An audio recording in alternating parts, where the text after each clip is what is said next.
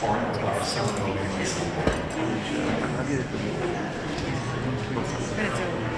Welcome back to our annual program. What you're seeing tonight and what will take place over the next 4 days is the result of 2 years of a lot of work. When our national champion, Chuck Schwab, asked us to do this, I'm not sure we really had a clue as to what we were getting ourselves into. But with the help of a group of very dedicated and passionate people, even slightly daring individuals, we made it happen. We're here tonight. To do it.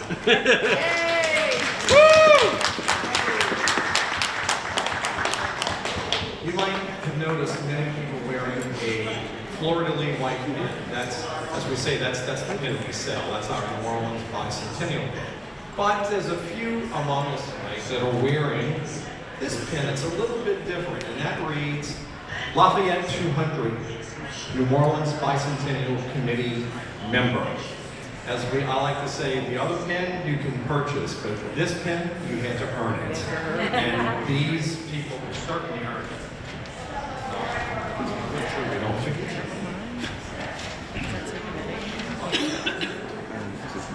I'd like everyone that helped serve on the New Orleans Bicentennial Committee to kind of come forward a little bit, raise your hand, be recognized, and I'm going to mention some of these people's names because they truly deserve it. I think Ms. Trudy Oswald, who was with the Spirit of 76 chapter of the Daughters of the American Revolution, and Dr. Lee Petrie, Ms. Kathleen Robert with the New Orleans Opera Women's Guild, who will be over by her place Friday night with Lafayette and Opera, and Dr. Erin Fleming is here. She's not here tonight. That's all right. I want to thank Erin. And where is Dr. Missy Curran? There she is, with the New Orleans Fiesta Association. And where's Chris? Mr. Christopher Tidmore, who is local historian. Yes, Chris. And Dave Domain with the City of Lafayette. Big Dave over here. And did Marguerite come down? Marguerite Bravois with the Louisiana Vintage Dancers. They might still be upstairs, right? And where's Miss Linnell Roderick with Bold Strategies? Linnell? I think she's over. Actually is. And Mr. Charles Cassar, who's been tirelessly working. He is with the St. Bernard Parish Cultural Arts and Theater Program. And he's putting on a big show for us tomorrow morning. And two people I want to thank, Bill Highland and Katie Tomasio, who's with the St. Bernard Parish Tourist Commission, who could not be here tonight, but they have done a tremendous amount of work. And as well, and as last but not least, Mr. Sims Favreau, our Armand.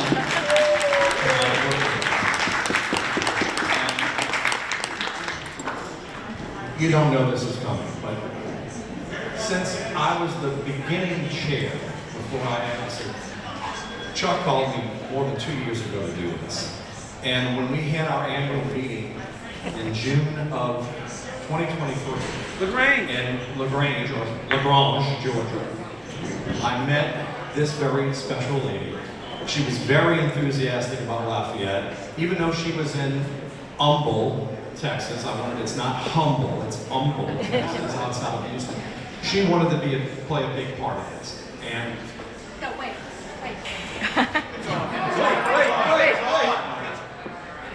I was actually going, oh, he didn't come to Texas, so I'm out of, the hot seat.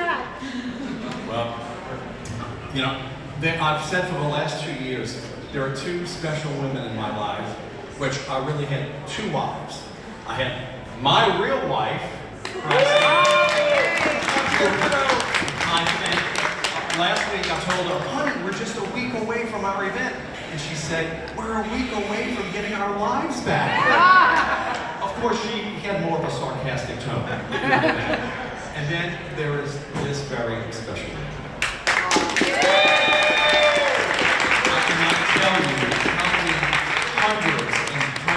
hours we put in. We've been on the phone. We've started 10 o'clock at night and go till 2 in the morning. And I'm not talking about last week when we're getting ready for this. This is like 8, 9 months ago. And I mean, there's thousands of work hours involved in this. And there's absolutely no way I could have done this without Denise. And like a marriage, and by the way, how many times did I say I call her Roxanne, my wife, and I call my wife Roxanne, Denise, and also, it seemed like I was married to two women for the last 2 years. But she has done a phenomenal job. And like a marriage, it was mostly smooth road sometimes. There was mostly rocky, just to give it. I'm rocky sometimes. I'll tell you how our conversation goes.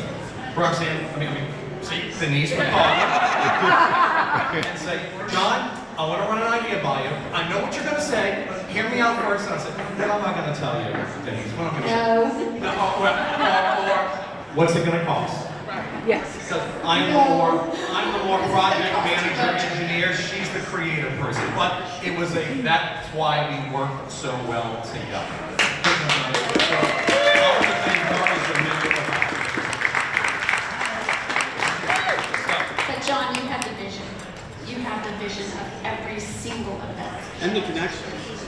I'm not from here. I've only come to New Orleans like 2 times in my life. Of course, that's going to be different now because I'm following the As you see on these boards behind us, we have partners and sponsors. And we've got to recognize these people because they put in a lot of time and work to help this entire bicentennial in New Orleans and in Baton Rouge become a reality.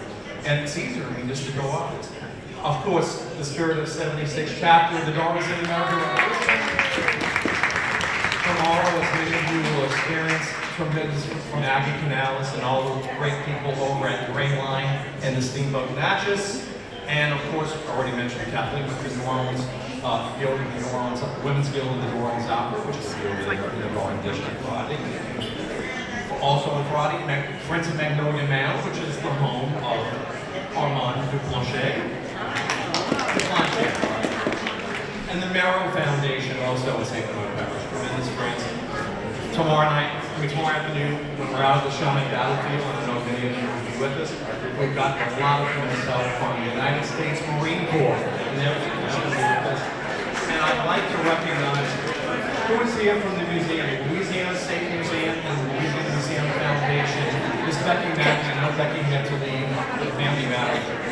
Kristen, Grant, Jan, we want to recognize everybody that helped us because if you've had a chance to go through the Lafayette exhibit, that's been at least 2 years worth of work, for sure. Also, Louisiana National Guard, and again, I mentioned St. Bernard Parish Government and Tourist Commission has been phenomenal. New Orleans Spring Fiesta Association, who was the first organization that called me and invited me to speak like over a year and a half ago. So that was fantastic. And of course, as we're out in Battlefield tomorrow, with all the wonderful folks with the National Park Service in Battlefield. And of course, again, Mr. Sims Favreau and Mrs. H. Favreau for all their assistance. And as well, on Friday morning, the Sons of the American Revolution, and that is the General Philemon of Thomas Chapter in Baton Rouge. So give a hand for all our partners, because these people took a lot of time and effort into organizing all the events we had.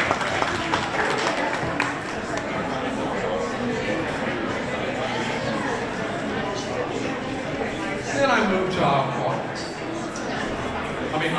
Our sponsors. Now, it costs money to do things. It's just everything has a cost. And I knew unless we had sponsors, we couldn't do this. So I want to recognize several of our sponsors.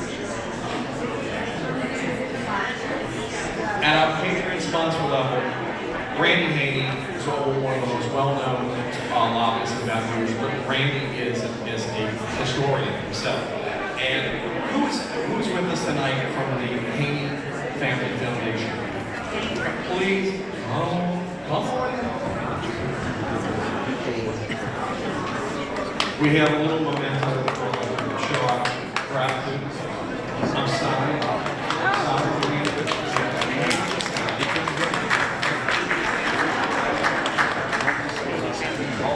Also, We have a wonderful function taking place Friday afternoon at the Tessier Building, which is like a oldest remaining building in Baton Rouge, and where General Lafayette visited went out with bold strategies, and we can't thank her enough. She has been an enthusiastic sponsor for our meetings. On a Liberty sponsor level, where I bank, of course you know I was going to head down wonderful folks at Gulf Coast Bank. And I know Mr. Jim Coggle is here to help. Jim, did he make his way down? Maybe he's still on the third floor. Going once? and also, great support. Austin Delary is on our committee. You know, I skipped over him before because I knew Austin was coming up with the Olivier group, who have been a big sponsor. Thank you, Austin. And a good volunteer. He's willing to get his hands dirty and work on us well. And on our freedom sponsor level, Mrs. Gail Benson was supposed to be here. She called me right at the start of the day. We had plane issues in Kentucky. They're going to get late, but she was very enthusiastic about the entire Lafayette Bicentennial, so we want to thank Ms. Gail for her contribution. Of course, the St. Bernard Tourist Commission, and Dr. Derek Spell. Is Dr. Spell still here with us?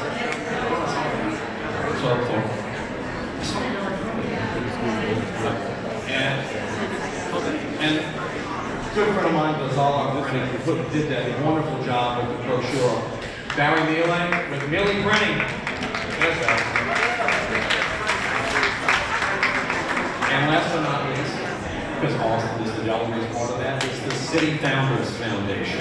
We are great support for the last 2 years.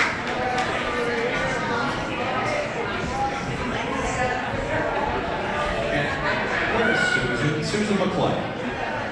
Susan, when I started this, my first phone call was to the Cabildo. I figured Lafayette's left here, this was a good place to start. So Susan got the ball rolling, not only for this event, but also for the exhibit. Couldn't thank her enough.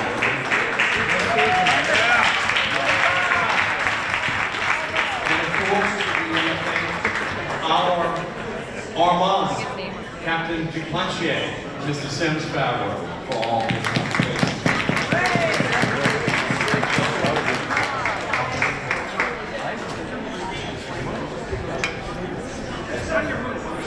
Folks, all of you on the stairs, please come on down. We've got room. Unless you like the elevated view, that's fine. We got plenty of space. They can see you from there. Come on in there. Everybody, I think he's saying. Make room. Get frequent. Yes. Come on in, please.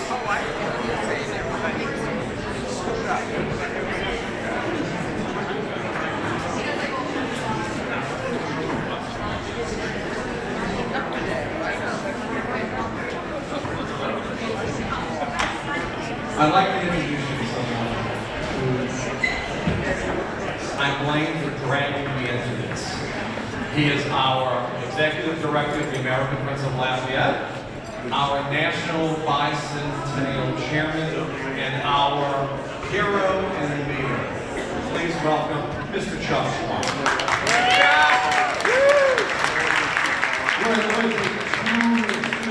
Guys, if you want to come in, there's plenty of room on the sides. Come on in, really. Seriously. No, huh? Come on in. Come on in, come on in. I know you can't be in front Mark Schneider's about to perform. You want to see this? right here. You do it. Okay? Thank you. Just Thank you really very quick, much. thank you very much, everybody, for coming tonight. American Friends of Lafayette are very grateful for the opportunity to teach you about Lafayette as a human rights champion, why France is important as our oldest ally, and why history is so important. Thank you very much. Please come on in, and we got a performance by our reenactors. I'm very excited. John, Denise, thank you so much. I remember the conversation, John. I think you told me you got it. I think you asked me. I do. I think you asked me, but whatever. Thank you very much, American Friends of Lafayette. Lafayette200.org.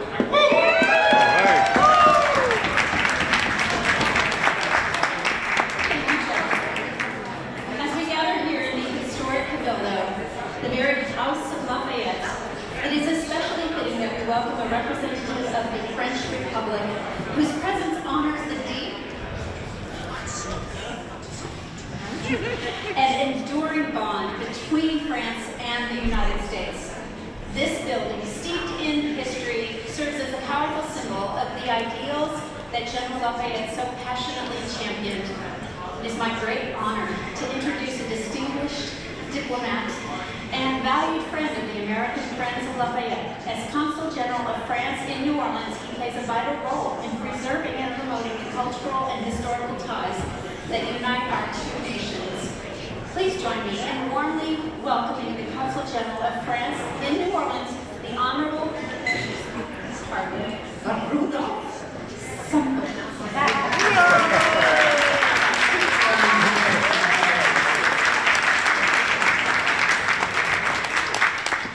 Mesdames et messieurs, dear friends, chers amis, distinguished guests, I'm truly delighted to be with you this evening at the historic Cabildo, an extraordinary setting to honor an extraordinary figure that I spoke about this morning.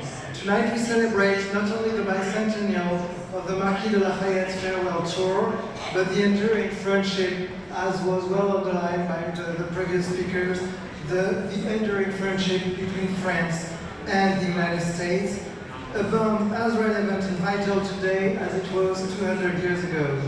This week's commemorations have been rich with meaning, and they would not have been possible without the passion and dedication of the American Friends of Lafayette, President Jacques Swan, along with Louisiana co-chair George Courage and Denise Bennett. Your commitment to bringing this shared history to life and to reminding us all of this enduring bond between our two nations is deeply appreciated. In 1777, a young French nobleman, barely 19 years old, left behind wealth, privilege, and family, and everything he knew to fight for a cause that wasn't his by birth, but by conviction. Marie-Joseph Paul Yves Rochebert du Motier, yes, imagine trying to fit on a name that big, answered the call of liberty and crossed an ocean to support a revolution. He came not for glory or conquest, but to defend a set of ideals, freedom, justice, and the right of peoples to determine their own destiny. In doing so, Lafayette became more than an ally. He became a brother in arms to General Washington and a symbol of the shared struggle that gave birth to a nation. His courage reminds us that liberty has always required sacrifice, and that the freedoms we enjoy today were not given but earned by those who dared to fight for them. Fast forward to 1825, Lafayette returns to the United States as a celebrated guest. When he arrives in New Orleans, it is not just a visit, it's a pilgrimage, a tribute to the bond between two republics forged in battles, sustained in peace. Thousands of New Orleanians greeted him in the streets. There were parades, music, speeches, and well, probably just as many cocktails as tonight. And now, 2 centuries later, we gather in the same city, not only to remember him, but to remind ourselves what he stood for. Lafayette believed in unity, in international solidarity, in the power of democracy to bring people together. And frankly, that's a message worth repeating, especially where things in the world are, shall we say, evolving by the hour. We are living decisive times, and that's why events like tonight matters, because our friendship, the French-American friendship, is a living alliance, built not only on defense, agreements, and trades, but on people, on trust, on shared values, and on mutual respect. And here in Louisiana, these values are not abstract, they are lived. They are taught in our French immersion schools and in the Colofield program. They are celebrated through art, music, and storytelling with our artists in residence program, the Villa Albertine, and they are passed on through places like the Cabildo, whose cultural work keeps history alive for the next generation. So let us continue to build bridges through culture, through education, through dialogue. Let us remember that diplomacy is not always made in conference room, it's made in classrooms, on museum walls, and yes, even over a good glass of wine on a gala night like this one. Lafayette may no longer walk among us, though I've seen him tonight, but his spirit endures in every act of solidarity, every defense of democracy, every commitment to international friendship. So tonight, as we raise a glass, I don't have a glass, but I will soon, let's also raise our ambition for a future that honors the courage of the past and meets the challenges of the present, together. Merci à vous, très bonne soirée. Vive les États-Unis, vive la Nouvelle-Orléans, et vive l'amitié entre la France et les États-Unis, et vive Lafayette. Merci beaucoup.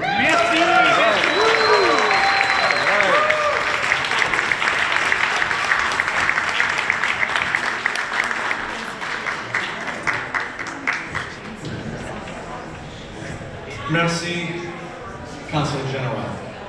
You know, I didn't take it, I decided I'm not going to try and say it. Now I have the distinct pleasure of bringing up the Chief of Staff of our Governor of the state of Louisiana, Mr. Bienvenue. Please welcome Mr. Kyle Black.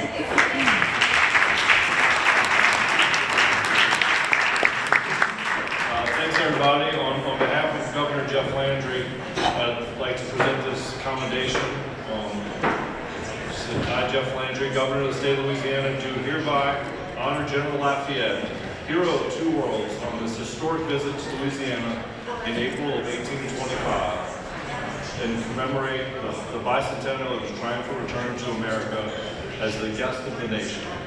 Thank you.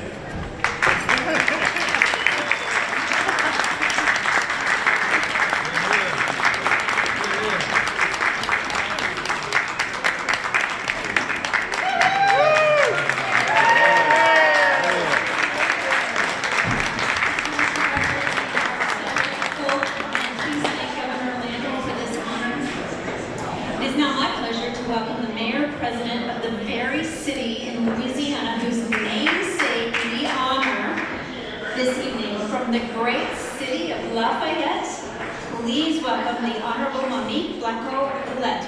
Madam Mayor. Thank you. Tonight, here in New Orleans, a city I love that runs deep in my blood, I come to you from the neighbor from the west, from Lafayette, where we celebrate our French language and our heritage. In a few weeks, we will welcome over 85 musical acts from 38 French-speaking countries from around the world. It is fabulous, the French in Lafayette. Our French immersion, our French musicians that travel the world really do celebrate in the honor of France. And Marquis de Lafayette. You know, he came from France with a personal motto that he engraved on his ship and in his heart. It's a Latin phrase called cur nam. And so in Lafayette, we often say, why not? Why not Lafayette? So I say to you, come, why not? Why not to Lafayette? With that, I have a proclamation to read. Whereas cities across the United States are celebrating the bicentennial of the Marquis de Lafayette's farewell tour of America in 2024 and 2025. And whereas this celebration honors the visit to America of the last of the surviving major generals of the American Revolution. And whereas in 1777, during the American Revolutionary War, the young Marquis de Lafayette first rendered service to America by traveling from France to give aid to the colonies fighting for their independence, becoming one of George Washington's most trusted major generals and considered by many to be his adopted son. And whereas on September 11, 1777, 5 days after his 20th birthday, Lafayette shed his blood for the cause of American independence at the Battle of Bienvenue. And whereas Lafayette was a lifelong evangelist for human rights, advocating for religious liberty, racial equality, and civil rights, and relinquished his own noble title during the French Revolution. And whereas during his farewell tour of America in 1824 and 1825, he visited the then 24 states, always speaking about the ideals of liberty, justice, and democracy. Now therefore I, Monique V. Boulay, Lafayette Mayor President, do hereby commend the Marquis de Lafayette for his dedication to the principles of democracy and equality for all, and proclaim the importance of American citizens everywhere to celebrate the bicentennial of his farewell tour to America in 1824 and 1825. In witness whereof, I have here to set my hand and cause the seal of the office of Mayor President to be affixed this 9th day of April, 2025. Monique V. Boulay, Lafayette Mayor President.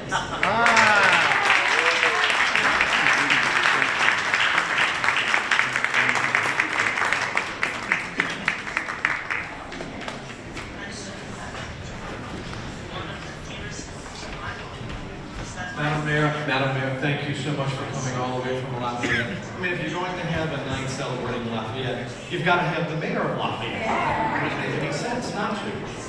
It is now my pleasure and honor to welcome the Honorary Consul of Spain, Miss Maria Isabel Page.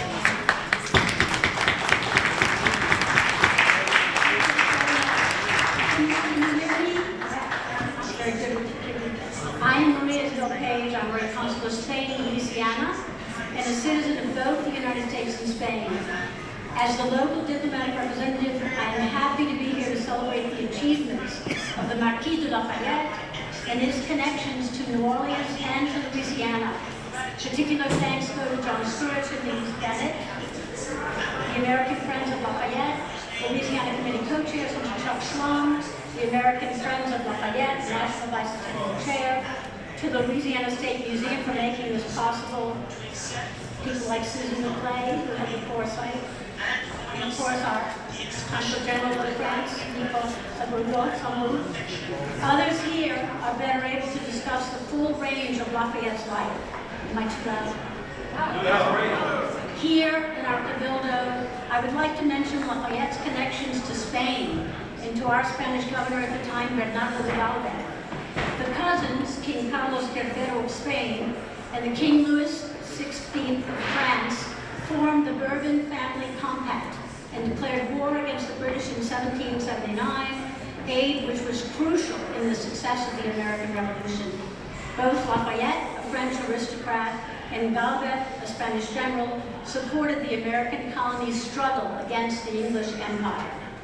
Both were highly respected by their contemporaries for their military prowess and strategic thinking.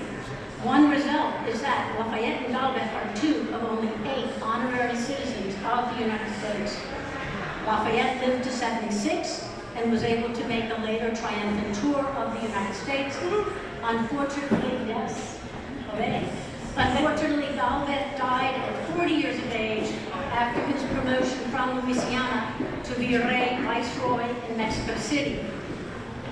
Lafayette's and Galvez's contributions to the fight for independence have left a lasting legacy in French, Spanish, and American history. This is also a celebration of you all, each of you here. I am so privileged to be here with each of you all, and of New Orleans, which functioned as a conduit for support for Washington's armies. New Orleans, with its rich mixture of cultures, while remaining a uniquely American and at the same time international city. It is my honor this evening to present with gratitude to the Marquis de Lafayette a certificate from Spain in honor of his extraordinary achievements for France and for the United States.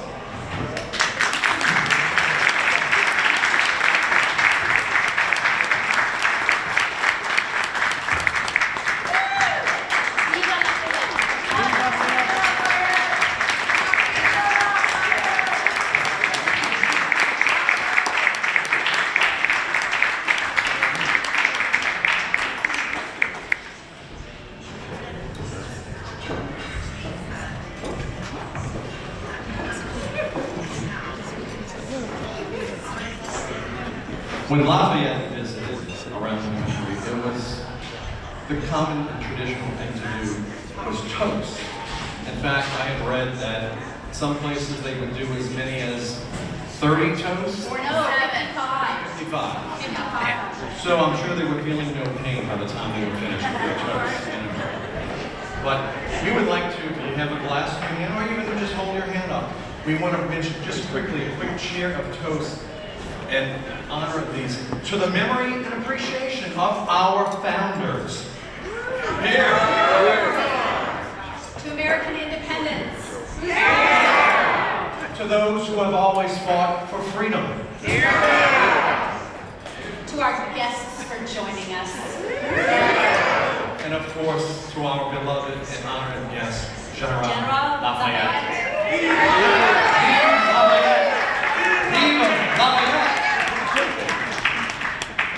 A Louisiana Welcome Committee went to Alabama to meet General Lafayette and accompany him to Louisiana. Armand Duplantier. Now, you say it, Duplantier.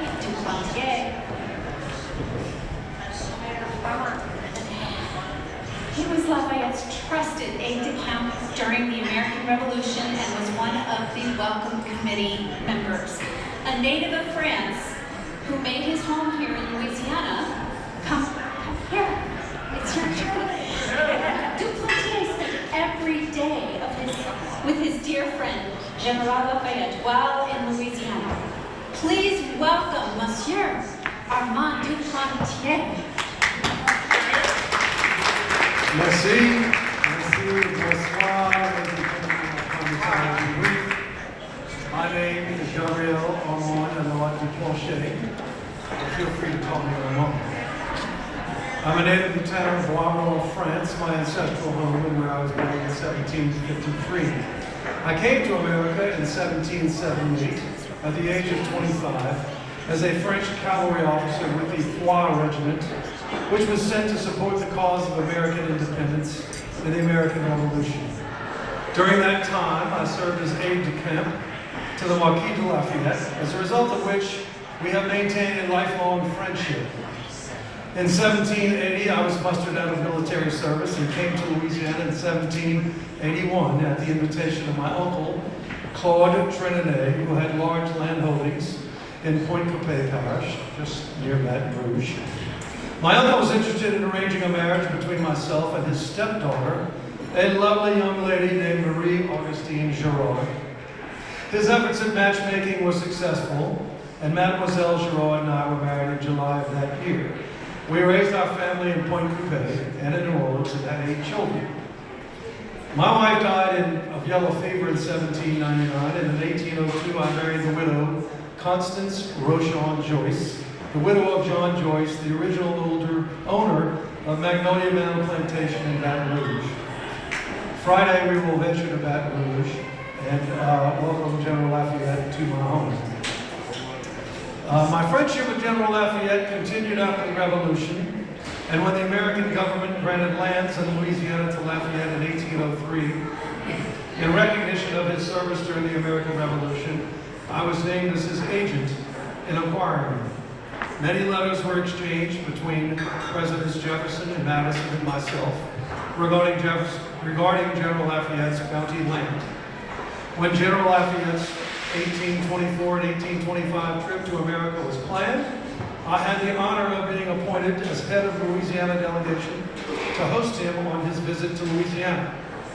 Along with the rest of the Louisiana delegation, I traveled to Mobile, Alabama, to receive Lafayette and bring him to Louisiana.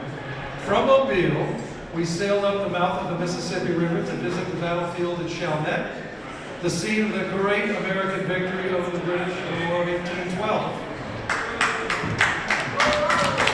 We're here. I plan on remaining with my old general throughout his visit to New Orleans, all the way until we reach my hometown of Baton Rouge, at which point I will sadly take my leave from my old friend for the last time. And now, ladies and gentlemen, without further ado, please allow me to introduce my dear friend and comrade in arms, our honored guest, General Lafayette.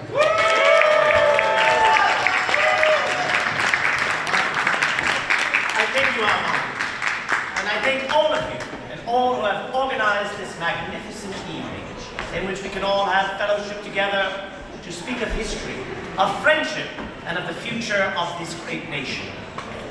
Many have inquired as to why is it important to remember General Lafayette.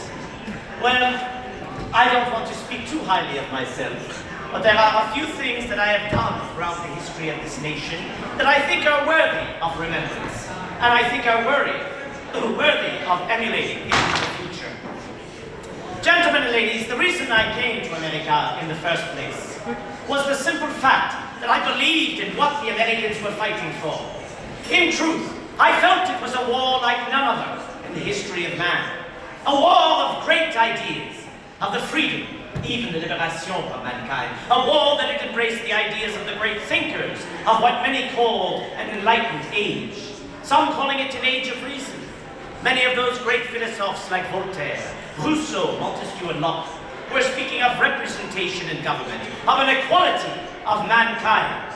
That a man, no matter what class in society he might be born, whether he be black or white, Catholic or Protestant, rich or poor, enslaved or free, should not make a difference. Not simply by the way in which that person would carry themselves and prove themselves in this world. This inspiration brought me to America. Upon arriving in America, I saw the reality that not all were created equal, that not all would be welcome under the banner of American freedom, despite the color of their skin, who their parents are, or how much money they had within their pocket. But it was my hope that what they could do for this nation would make them part of this nation. Now, my friends, I will continue until this dying day to fight for those rights of mankind. Upon my return, of course, what was a glaring, obvious reality was the continuation of the horrible institution of slavery. My dear friends, had I known I was founding a nation of slavery, I would have never come. That is a bold statement, but one that is said with sincerity. So thus I shall lend my voice, my right arm, my pen, and my purse to bring about an end to that institution. It was before the war had ended that I wrote a letter to General Washington, in which I stated a great many things. But amongst them I said to him, you would be an even greater man than you already are if you could set the example by emancipating the slaves. Thereby others could follow your example and you could eradicate this horrible institution. Washington very kindly responded to my letter saying that I was a credit to humanity, but he said it could not be done, that it must be done slowly and through legislation, for fear of a great slave revolt on par with that of the great Spartacus. Well, I believe action speaks louder than words. And so thus my wife, Adrienne, and myself decided to concoct a plan. We purchased a plot of land in French Guiana. It was called La Belle Gabrielle. We purchased 70 slaves. The idea was to slowly emancipate these slaves by introducing them to education, giving them a skill, a trade, and thus they could become productive members of society. Tragically, this would not come to fruition. The French Revolution would come. Slavery would be abolished in 1802. Would be abolished in 1794, only to return in 1802 to the sugar islands of Martinique, Guadeloupe, and Saint-Domingue. Well, I will continue, my friends, to fight against this injustice, and I hope that humanity and the world will remember me for such things. I look at Nouvelle-Orléans. It is a melting pot of many cultures, of the French, of the Spanish, of the indigenous, of the African. All have come and flocked and called this city their home. Well, friends, I am hopeful that the world of this United States can welcome all. I think of the indigenous peoples that I had first met when I came to America in 1778. I had the honor to take part in a delegation that met with members of the Iroquois-speaking peoples in Onondaga in the western part of New York. Of those Seneca, Mohawk, Cayuga, Onondaga, Tuscarora, and Oneida, it would be the Oneida that would in truth adopt me into their nation, giving me an Oneida name, Kauailea, great warrior. I must admit I did not mind that name. But I have always thought to fight for the rights and privileges of these people who had been here before the Europeans had come, these people who were entitled to the lands and livelihood that they lived. My friends, I am hopeful that I shall also be a symbol of Franco-American relations.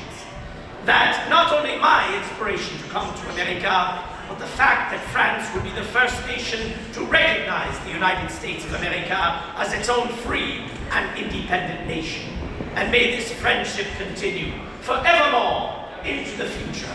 One of hope, one of prosperity, and one of looking out for the rights and freedoms of mankind wherever injustice might be found. My dear friends, it has been a long tour. It began in August, and now I come to Nouvelle-Orléans in this April of 1825. As you can hear from my voice, I grow a bit fatigued from this journey. I am thankful for my dear friend Armand, who has met with me and has encouraged me to remain in Louisiana, of which I am forever thankful to do so, for it is a place I have never been before. My friends, the last time that I met His Excellency General Washington was 1784.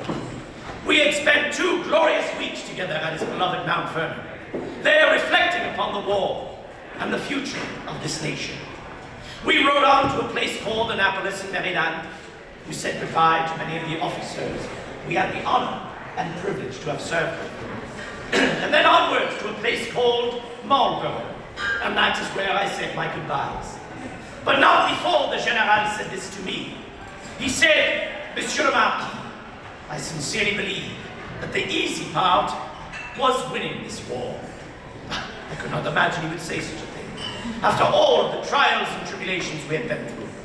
But he explained himself further by saying, I do believe that the much more difficult part will be for these 13 former colonies that have now formed 13 United States, well, getting along with one another, surviving into the future.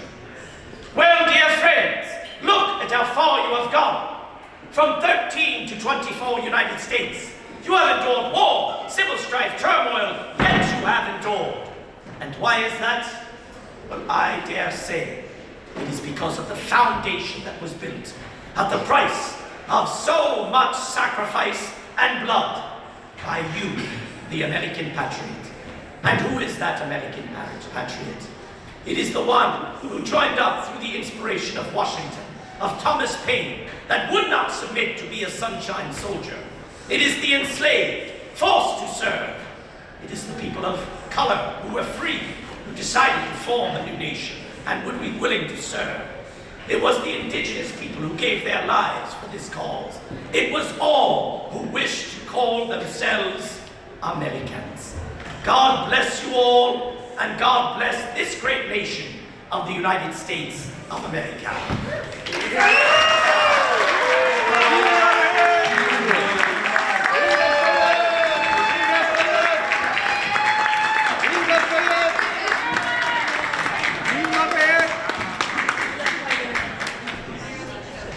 General Lafayette, please allow me to thank you on behalf of the American Friends of Lafayette and all gathered here today. We say thank you, merci, for honoring us with your presence at this historic place, where the very building where you lived, ate, and entertained people while you were in New Orleans 2 centuries ago. Your return reminds us of the deep and lasting bond between our nations and of the courage, friendship, and ideals you have carried across oceans and generations. We are truly grateful for your visit and for the legacy you continue to inspire. Bienvenue, Monsieur le Général. Thank you, and merci.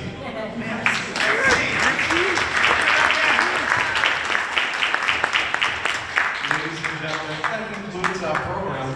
We have the place until 9:30. Please go back upstairs if you'd like. Enjoy food, drink, socializing. The only bit of business we will take care of is for all of you who are joining us tomorrow to St. Bernard Parish in Chalmette. If you're at the Royal Orleans Hotel, please join us at 9 a.m. and we will walk together over to the Gray Line buses, which are right next to the Steamboat Natchez. If you're at the Royal Sonesta and would like to come meet up with us at 9 o'clock over in the lobby of the Royal Orleans, please do so. We want to load the buses by 9:15, and we are rolling properly from 9:30. So we hope to see everyone tomorrow morning. And again, please return and enjoy the rest of the party.